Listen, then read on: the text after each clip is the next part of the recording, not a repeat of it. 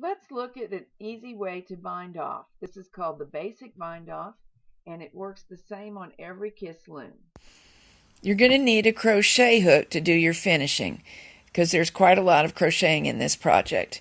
The correct size will depend somewhat on your personal style and your choice of yarn, but this is the one that worked well for me. It's labeled I/9/5.5 millimeters. Everywhere that we have stitches held on waste yarn, we're going to need to finish off. So I'm working on a sleeve here. It's going to be very much the same everywhere on the garment, except for the fact that in straight areas, like across the bottom of the sleeve, you're going to need a different density of crocheting stitches or chain stitches than you will up rows, because rows take up a different distance than stitches. You do not have to immediately remove the waste yarn. To be safe, you can work around it. So I'm going to find what stitch is actually being held. In this case, it's slipped down a little bit. So there, I pulled it up, put the hook through, pulled through a chain. Now, normally when I'm working across stitches, I find that single crochets, you have to do a little bit of decreasing. But for these chain stitches, we can make the chain any size we want, just responding to the fabric. This is what I'm aiming for. Do you see how my columns of knit stitches are perfectly aligned? They are neither pulling in nor flaring out at the top. That is what I'm after. And this strand of waste yarn can be pulled out whenever I'm done. Also, I wasn't incredibly careful about which direction I picked up my stitches onto the waste yarn. Some of them are twisted, so I can just mind that and make sure they're straight when I chain through them. Pull it up, make sure I have the correct stitch and that it's straight, and make a chain stitch. Now here we get to one of the tricky parts. Remember that we decreased every other row, and I can go ahead and pull the underarm stitches out here. Whoops, I better clip this because it goes all the way up the other side, and I'm not ready to release those. There we go.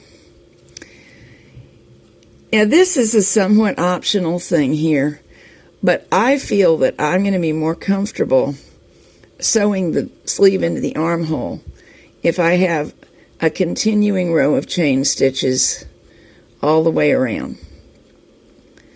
And I'm doing this by feel as I go, trying to see how dense of a chain stitch is a good idea. Now I'm coming to a stitch that really isn't bound off, so it has to have a chain stitch through it. And I have the option of working in here somewhere, but I get the feeling, and I can pull it out if I'm wrong, that that one will be soon enough. However, this gap's a little bit bigger, so I'm going to work into one strand only, not the whole column of stitches at the edge. And now I have a stitch that's held on waste yarn. I must work into it to finish it. I think I'm going to work into this strand. And so we have a twofold goal here.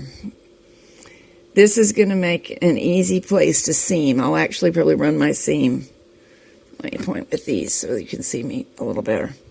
My seam will probably run right along there, just inside of the chained edge that I'm making.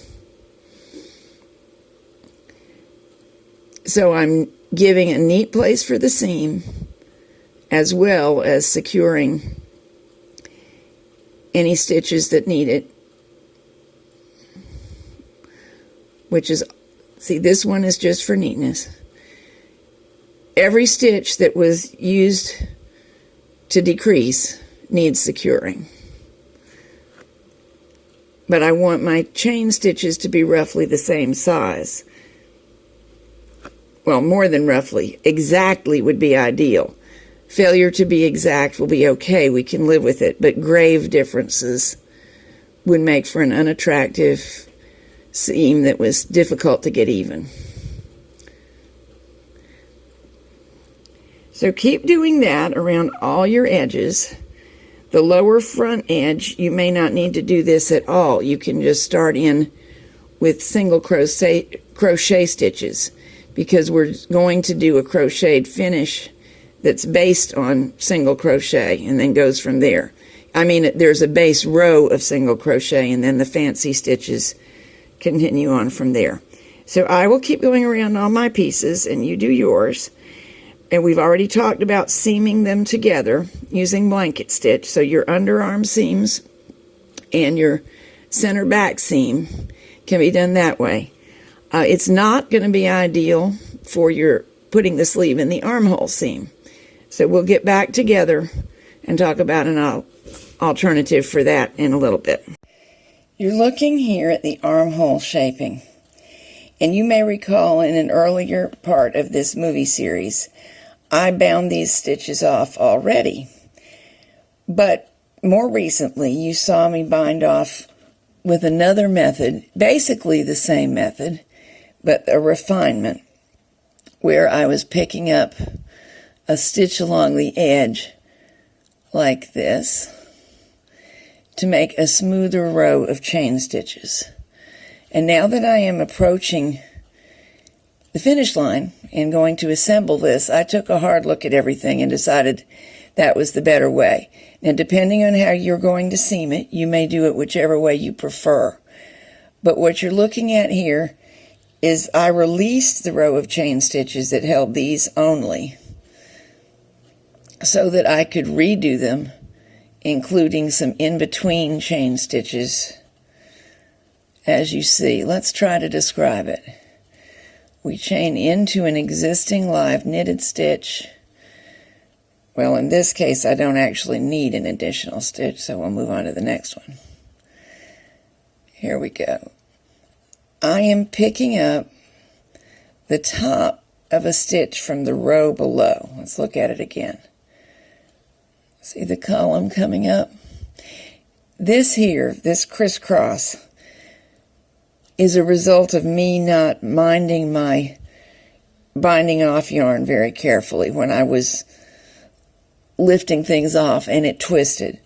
Because it's going to be enclosed in the seam, I think I choose not to stress out about it. So I'm going to pick this up and here's my last live stitch. I have added yarn onto this, which I will weave those ends in later, and we'll look at that together. How do you do that?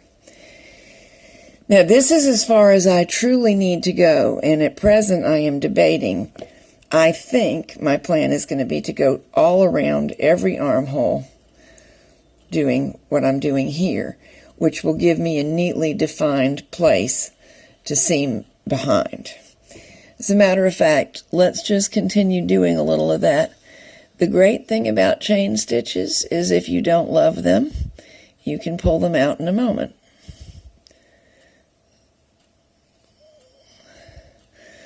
Of course, I have to decide where to place them. You may notice I'm picking up only one of the strands of yarn. There we go. I accidentally got two while I was saying that. This makes a neater, less bulky edge.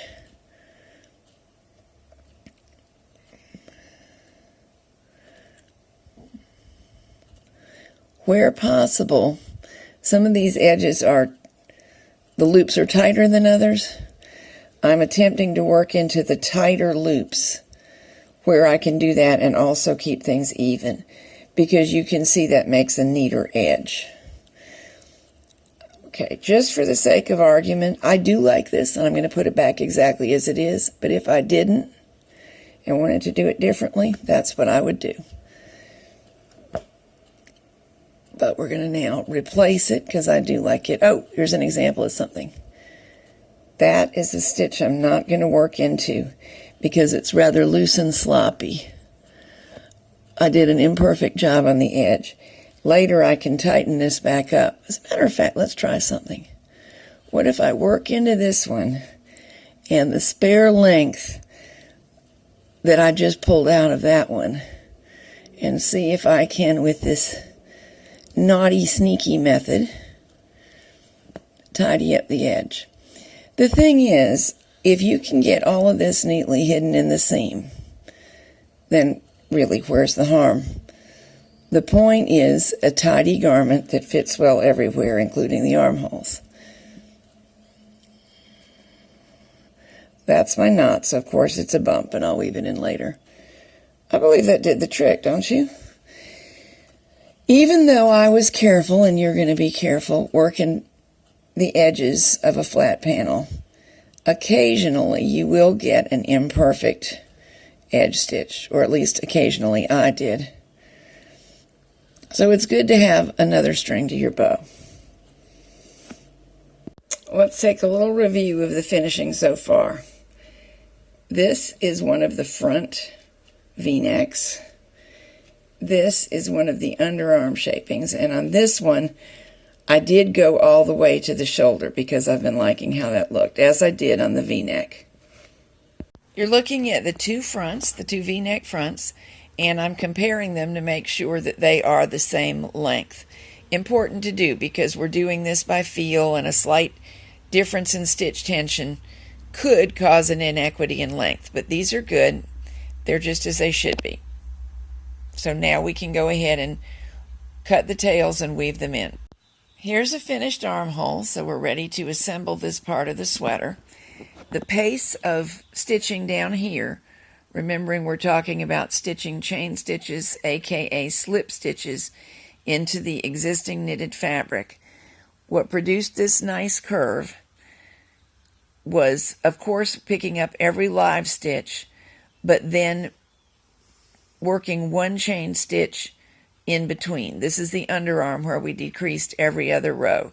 So that's a pick up a live stitch, that's work into the nearest loop, pick up a live stitch and slip stitch, work into the nearest loop. And before you cut the yarn and weave in your ends, lay a ruler down and make sure that the piece achieved the measurement you had in mind. My armhole was supposed to be 9 inches deep, and it is, so yay!